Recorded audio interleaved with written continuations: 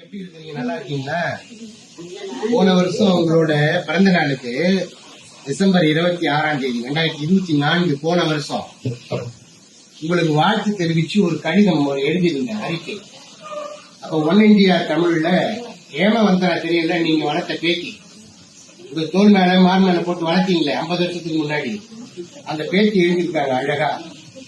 அபூர்வமானவர் நல்ல கண்ணு, எளிமையின் அடையாளம், அப்பழுக்கற்ற தியாக வேங்கை, மகிழ்ந்து வாழ்க்கைய செய்தார். அரசியல் எல்லைகளை கடந்து அனைத்து கட்சியினராலும் மதிக்கப்படும் போராளி நல்லக்கண்ணு ஐயா அவர்கள். பொது வாழ்க்கையில் எளிமைக்கும் அரசியலில் தூய்மையானவர் என்பதற்கும் இன்று வரை ஒரே எடுத்துக்காட்டாய் விளங்கிக் கொண்டிருக்கிறார் என்று மூத்த தலைவர் நல்லக்கண்ணுவுக்கு செய்தா புகழாரம் கூட்டியிருக்கிறது. அத்துடன் ஐயா நல்லக்கண்ணுவின் 100வது பிறந்தநாள் வாழ்த்து செய்தியினையும் மகிழ்ச்சியுடன் பதிவிட்டுள்ளது. அகில இந்திய ரியல் எஸ்டேட் கூட்டமைப்பின் நிறுவனர் மற்றும் தேசிய தலைவர் டாக்டர் ஹென்றி விடுத்திருக்கும் பிறந்தநாள் வாழ்த்து செய்தியில் தெரிவித்துள்ளதாவது: நீங்களும் நானும் இருக்கிற புகைப்படம் 10 ஆண்டுகளுக்கு முன்னாடி எடுத்த புகைப்படம். சிஐடி நகர் வீடு லைப்ரரி வச்சிருந்தீங்க இல்லையா, அந்த வீட்டுல நம்ம 2 பேர் அடிக்கிற புகைப்படம். நேர்மை, தியாகம், தன்னலமற்ற உழைப்பு, அடக்குமுறைக்கு அஞ்சாத தீரம் போன்றவற்றின் மறுபெயர் தான் நல்லக்கண்ணு. இதே 100 வருடங்களுக்கு முன்பு தாமிரபரணி ஆற்றங்கரையில் அமைந்துள்ள கிராமத்தில் பிறந்தவர் ஐயா நல்லக்கண்ணு. இதே நாளில் தான் இந்த கம்யூனிஸ்ட் கட்சியும் தொடங்கப்பட்டது. கட்சி தோன்றிய நாளில் தோன்றிய ஒரே மனிதர் ஐயா நல்லக்கண்ணு தான். ஸ்ரீவைகுண்டத்தில் ஒரு நடுத்தர விவசாய குடும்பத்தில் பிறந்த நல்லக்கண்ணு பள்ளி பருவத்திலேயே விடுதலை போராட்டத்தில் பங்கேற்றவர்.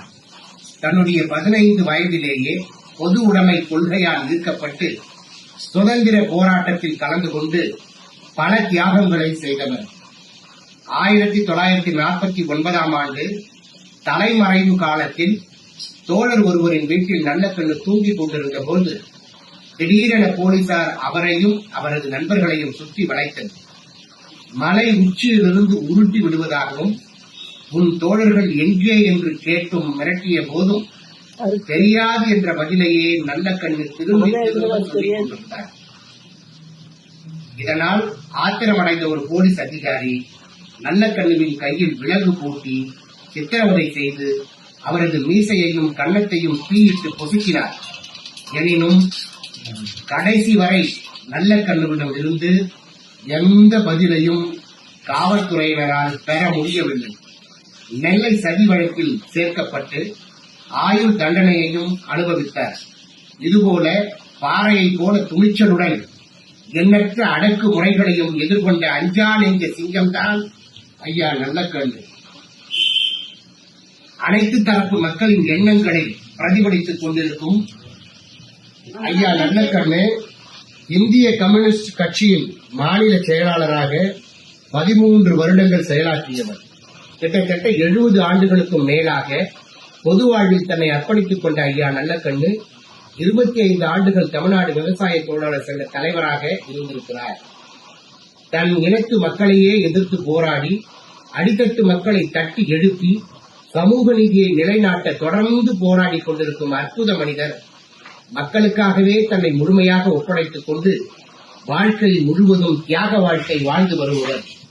நதிநீர் உரிமைகளுக்காகவும் சுற்றுச்சூழலை காப்பதற்காகவும் மணல் கொள்ளையை தடுத்து நிறுத்தவும் தொடர்ந்து போராடும் நெஞ்சுரம் மிக்கவர்.